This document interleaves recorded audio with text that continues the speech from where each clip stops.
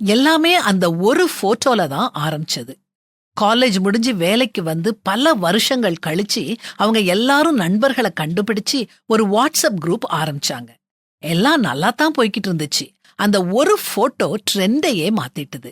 ஒருத்தர் மிக பெரிய லக்ஸரி கார் முன்னால ரொம்ப எக்ஸ்பென்சிவ் மொபைல் போனை கையில வச்சுக்கிட்டு கோட் சூட்ல நின்னுக்கிட்டு இருந்தாரு. கடலோர பகுதியில கட்டிய பெரிய பங்களா அவர் பின்னால தெரிஞ்சது. போட்டோவுக்கு கீழே அவர் இப்படி எழுதியிருந்தாரு: கடினமாக உழையுங்கள், மகிழ்ச்சியாக வாழுங்கள். உடனே அந்த குரூப் உயிர் பெற்றுட்டது. ஒவ்வொருத்தரும் ஒவ்வொரு விதமா போட்டோ போட ஆரம்பிச்சாங்க.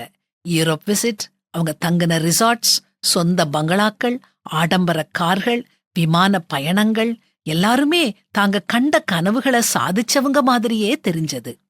அறிவழகன் மார்க்கெட்டிங் மேனேஜரா வேலை பார்த்துக்கிட்டு இருக்கிறான். ஒழுங்கான சம்பளம், ஓரளவு சேமிப்பு இருக்குது, குடியிருக்க சொந்த வீடும் இருக்குது. அவன் எல்லோருடைய போட்டோக்களையும் ஸ்க்ரால் பண்ணி பார்த்து பெருமூச்சு விட்டான். அவன் கஷ்டப்படல.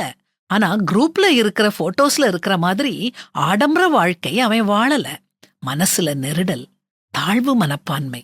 ஒரு ஆடம்பரமான கார் வாங்கலாம்னு முடிவு செஞ்சு கூகுள் பண்ணி பார்த்தான். மாத தவணை அவன் சக்திக்கு மிஞ்சியதா இருந்துச்சுது. சரி, அட்லீஸ்ட் ஒரு ஃபாரின் ட்ரிப்பாவது போலாம்னு நினைச்சு அடுத்த நாள் டிக்கெட் புக் பண்ணலாம்னு முடிவெடுத்தான். இப்படி ஏதாவது ஒன்ன பண்ணுனாத்தான் தான் வாழ்வதற்கே தகுதியானவன்னு அவனுக்கு தோணுச்சுது. அன்னைக்கு ராத்திரி அவன் 5 வயசு பையன் இவன் கைய பிடிச்சு இழுத்து, அப்பா முயலாமை கதை சொல்லுங்கப்பான்னு கொஞ்சுனான். அறிவழகனுக்கு சட்டுன்னு மனசுக்குள்ள மின்னல். சமாதானம் போட்டோக்கள்ல இல்ல, நிம்மதி ஆடம்பரத்துல இல்ல. உண்மையான செல்வம் எது? சரியான தெரிவுகளை தேர்வு செஞ்சு அமைதியா படிப்படியா முன்னேறலதான் இருக்குது.